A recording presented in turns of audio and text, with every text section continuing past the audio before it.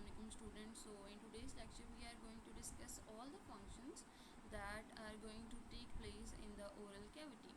So we know that कि आपके पास firstly we have to intake the food. आप सब क्या करते हो, food को जब intake करते हो into your mouth, the very first function that is going to performed by your digestive system is the physical and the chemical digestion in the oral cavity, by the oral cavity in your mouth. So if we talk about what happens in the oral cavity, that your food has been tasted, smelled and feeled. So आपके oral cavity के अंदर जो food आती है, food का जो test आता है कि ये बिटर है, स्वीट है, सोर है, जो भी टेस्ट होता है फूड का, that has been tested in the oral cavity. After that जो स्मेल होती है फूड की, that has been smelled in the oral cavity along with it the presence, the feeling of the presence of the food in the mouth is also felt in your mouth by the tongue in the oral cavity. ठीक है, तो सबसे पहले आप क्या करते हो, food को टेस्ट करते हो, स्मेल करते हो, फील करते हो. After that mastication has been done. अब मास्टिकेशन में क्या होता है, हम लोगों ने पहले इसको डिस्कस किया था कि जो हमारे टीथ होते हैं वो क्या करते हैं, फूड को च्यू करते हैं और साथ में ग्राइंड करते हैं, और उसको हम लोग क्या कहते हैं, मास्टिकेशन. और मास्टिकेशन में सिर्फ और सिर्फ टीथ का रोल नहीं होता, जो आपकी चीक्स होती हैं, जो आपका टंग होती है, that also plays role in moving of the food in your mouth. ठीक है, सो मास्टिकेशन की जाती है. After that there is these are the two parts of the physical digestion. Along with it हमारे पास chemical digestion भी होगी. और केमिकल डाइजेशन में क्या होता है, there is a secretion of saliva by the salivary gland. So we know that कि हमारा जो ब्रेन होता है, इट वर्क्स इन अ वे कि जैसे ही आप खाने के बारे में सोचते हो तो आपके माउथ के अंदर सलाइवा की प्रोडक्शन होना स्टार्ट हो जाती है. And the production of the saliva helps in the digestion of a food. So if you talk about the saliva, saliva होता क्या है, it is a liquid which is released in our mouth, which contains various kind of an enzymes which helps us in the digestion of food. So saliva की अगर हम बात करें, there are the four components. The very first component is the water and the second one is the mucus.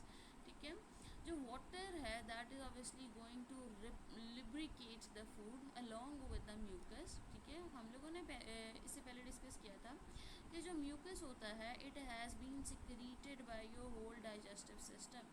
ये सारे के सारे digestive system के ऑर्गन सिक्रीट करते हैं. And what is the reason कि ये क्यों सिक्रीट करते हैं, because they have to trap any kind of a dust particle, any kind of a bacteria or any kind of a substance which is not required by your stomach. ठीक है, so all these substances are being trapped by the mucus. ये आपके protective एक mechanism होता है.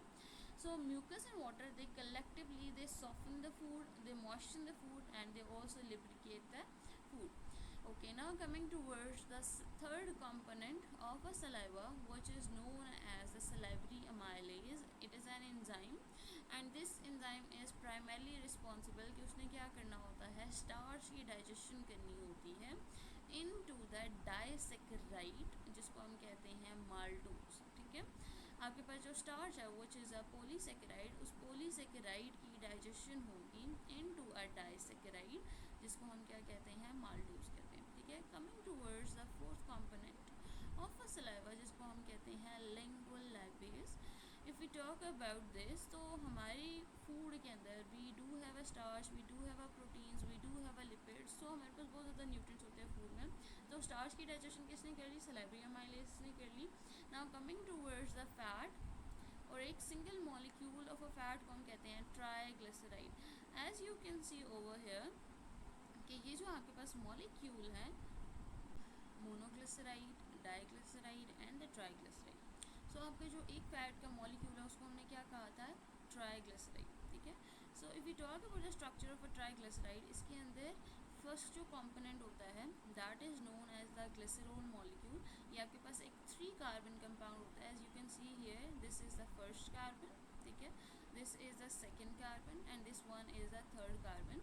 सो glycerol molecule है जिसके अंदर 3 कार्बन होते हैं and these 3 carbon of a glycerol molecules are attached with the 3 fatty acid chains by a bond, जिसको हम कहते हैं ईस्टर लिंकेज. ठीक है, ईस्टर लिंकेज के थ्रू आपके पास जो फैटी एसिड्स होते हैं, they are attached to the molecules of a glycerol. Fatty acid chains, इसीलिए हम इसको कह रहे हैं ट्राइग्लिसराइड, ठीक है। तो आपका जो लिंगुअल लाइपेज होता है वो क्या करता है, वो हाइड्रोलिसिस करता है। What is hydrolysis? If you talk about the hydrolysis, so hydrolysis is a chemical reaction in which the molecule has been broken down into the diglyceride and monoglyceride. So triglyceride की जब आप hydrolysis करते हो, तो अगर आप इस word को समझो, हाइड्रो का मतलब होता है वाटर एंड लिसिस का मतलब होता है ब्रेक डाउन। तो आपने क्या करना है, वाटर की प्रेजेंस में इस ट्राइग्लिसराइड को ब्रेक डाउन करते हैं। आप वाटर में मॉलिक्यूल को ऐड करते हो। सो फॉर एग्जांपल, अगर आपके पास सिर्फ और सिर्फ ये ईस्टर बॉन्ड जो है, ईस्टर लिंक जो है वो टूटता है, सो ये दोनों स्टिल रिमेन रहेंगे। So for example, this is the first fatty acid chain and this is one is the second fatty acid chain. एक आपके पास ईस्टर लिंकेज टूट गया तो एक फैटी एसिड रिमूव हो गया। Now this molecule has become diglyceride instead of a triglyceride. So अगर आप दोबारा से हाइड्रोलिसिस करोगे, दोबारा से वाटर ऐड करके मॉलिक्यूल्स को, फैटी एसिड चेन्स को रिमूव करोगे, तो दोबारा से एक ईस्टर लिंकेज टूट जाएगा। Now this molecule has only one fatty acid chain, तो आप इसको क्या कहोगे, मोनोग्लिसराइड, ठीक है। And just in case, for example, अगर आपके पास एक ट्राइग्लिसराइड का मॉलिक्यूल है, it has this glycerol molecules and 3 chains, और आप इसकी हाइड्रोलिसिस करते हो और ये तीनों की तीनों फैटी एसिड चेन रिमूव हो जाती हैं, then you have only one glycerol molecules and 3 fatty acid chains, ठीक है। So that is known as the hydrolysis of a triglyceride, which is done by the lingual lipase। कि आपके पास एक triglyceride होता है, 3 उसके अंदर ईस्टर लिंकेजेस होते हैं, you either break them one तो फिर डाई, और अगर आप दोनों तोड़ सकते हो तो फिर मोनो, और अगर आप तीनों तोड़ देते हो so 1 glycerol molecule and 3 fatty acid chain। So this function is done by the lingual lipase, which were secreted by the salivary glands, जो कि आपके माउथ के अंदर प्रेजेंट है, which we had discussed earlier कि आपके माउथ के अंदर 3 salivary gland प्रेजेंट है।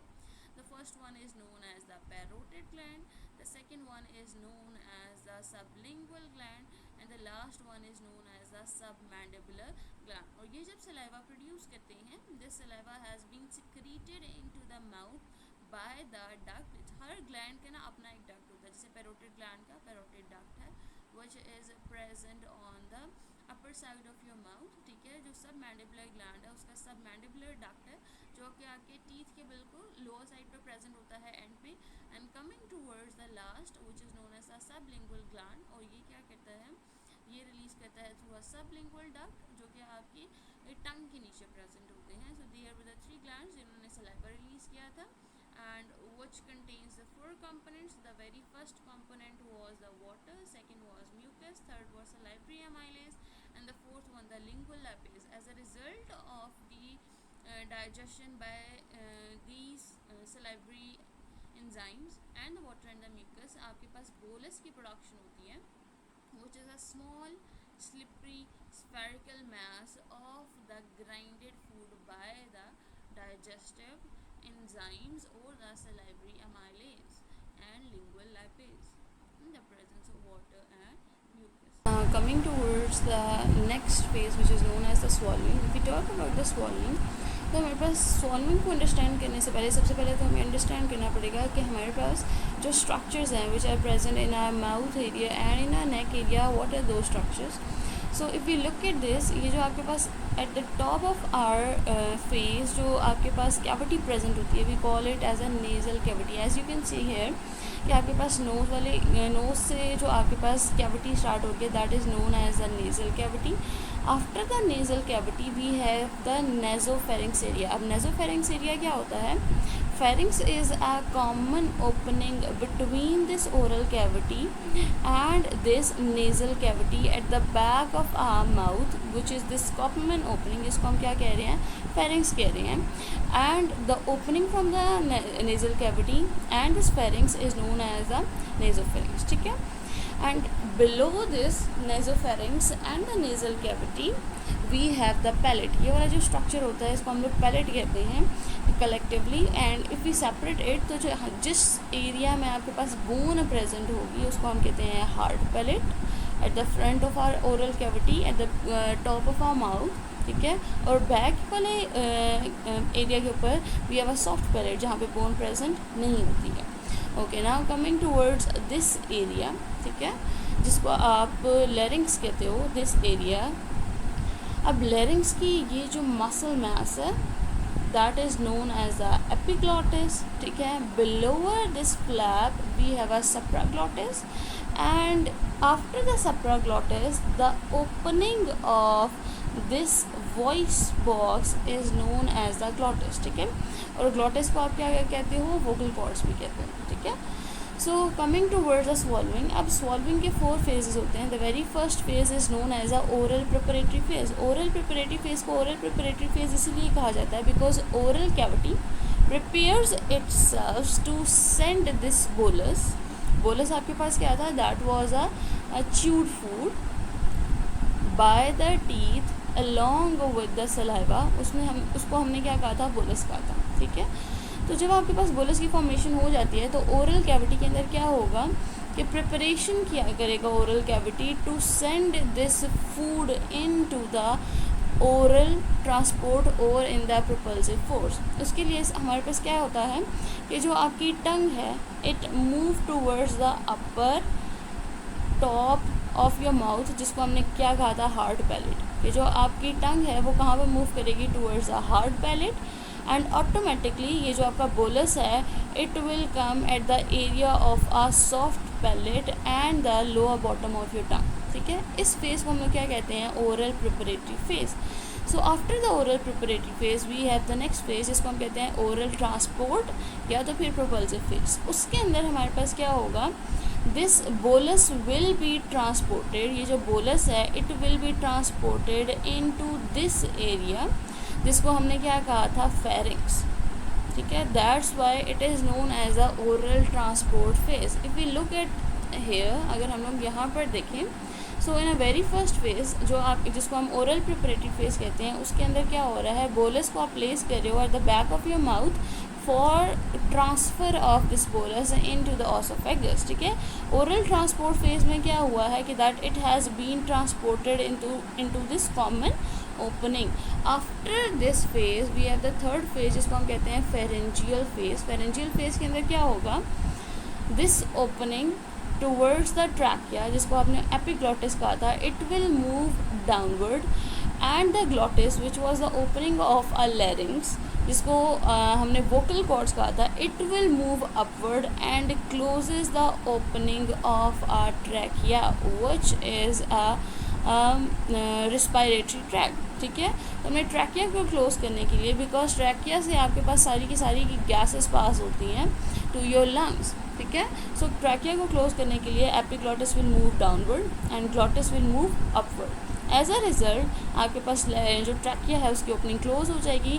Now this bolus is going to move in to the oesophagus and that phase is known as the pharyngeal phase, from where आपके पास pharynx से food will be transported, it will start moving towards the osopharynx, which is known as the third phase of a swallowing, ठीक है. जहाँ पे हमारे पास food कहाँ पे ट्रांसपोर्ट होता है, it will start moving towards the osophagus from the pharynx. That was the third phase. Coming towards the fourth phase, जिसको आप esophageal phase कहते हो, उसके अंदर क्या है, there will be the contraction of the oesophagus sphincter which is the opening of the oesophagus. Oesophagus के जो स्फिंक्टर है वो कॉन्ट्रैक्ट करेगा and bolus will be start moving into the oesophagus. फिर आपके पास रिलैक्सेशन होगी उन मसल्स की जहाँ पे आपके पास बोलस की ट्रांसपोर्टेशन हुई है. Then it will contract and the next area is going to relax, और हमारे पास बोलस यहाँ पे मूव कर जाएगा. And then this is going to contract and this area is going to relax, और फिर आपके पास बोलस इस जगह पे मूव कर जाएगा. And same goes for the whole oesophagus until जब आपके पास ये बोलस है it will reach in to the stomach. So these are the 4 phases of the swallowing, जिसके अंदर सबसे पहले आपके पास क्या होता है, ओरल प्रिपरेटरी फेज, जिसमें बोलस जो है वो प्रिपेयर करता है at the back of the oral cavity to enter into the oesophagus, coming towards the oral transport, जहाँ पे बोलस मूव करेगा into the pharynx. Third one is the pharyngeal. Pharyngeal के अंदर क्या होगा, epiglottis will move downward and glottis will move upward to close the trachea, and in the last phase which is oesophageal, जहाँ पे आपके पास bolus से move कर जाना है into oesophagus. And in the oesophagus जो आपके पास फूड जो है वो मूव करता है throughout the length of the oesophagus by the process known as peristalsis. उस प्रोसेस को हम क्या कहते हैं? Peristalsis. And peristalsis takes place in the esophagus, which causes the movement of a food in the esophagus tube. So if we talk about the peristalsis, what happens in peristalsis is that in an esophagus tube we have two lining of cells. एक को हम कहते हैं longitudinal muscles and the second one is known as the circular muscles. And the movement of the longitudinal muscles and the circular muscles causes the movement of this bolus into the esophagus. So what happens here is कि oesophagus के जिस area में आपके पास bolus present होता है वहाँ पर की जो लॉन्गिट्यूडनल मसल्स होते हैं एंड सर्कुलर मसल्स होते हैं दे आर रिलैक्स्ड, ठीक है, specifically longitudinal muscles and the muscles, longitudinal muscles and the circular muscles at the front of this bolus, oesophagus की जिस पार्ट में जहाँ पे उसने फूड ने आना है, बोलस ने आना है, वहाँ पे ये मसल्स क्या होते हैं? कॉन्ट्रैक्टेड होते हैं। So when the bolus has to be transported from this area to this area, अब आपके पास क्या होगा? ये जो सर्कुलर मसल्स हैं they will contract, they will move, start moving towards inward from this relaxed muscles to this contracted longitudinal and the circular muscles, ठीक है। सो एज अ रिजल्ट आपके पास बोलस क्या होगा? It will start moving towards downward. और यहाँ पे हमारे पास gravity का भी बहुत ज़्यादा रोल होता है because gravity always tends to move the object towards the downward, ठीक है। तो हमारे पास बोलस जो होगा वो मूव कर जाएगा फॉरवर्ड। सिमिलरली ये अब रिलैक्स्ड हो जाएगा and this one this one before the bolus they are all contracted. जब इस बोलस को आगे मूव करवाना होगा, सिमिलरली जो आपके पास सर्कुलर मसल्स होंगे they will contract themselves, they will start moving towards the inward of the esophagus and the bolus will start moving towards the area of an esophagus where longitudinal muscles are contracted. So that's how the peristalsis takes place in the esophagus, due to which the bolus, which is the masticated food along with the saliva, will be transported to the stomach, and this process is known as the peristalsis.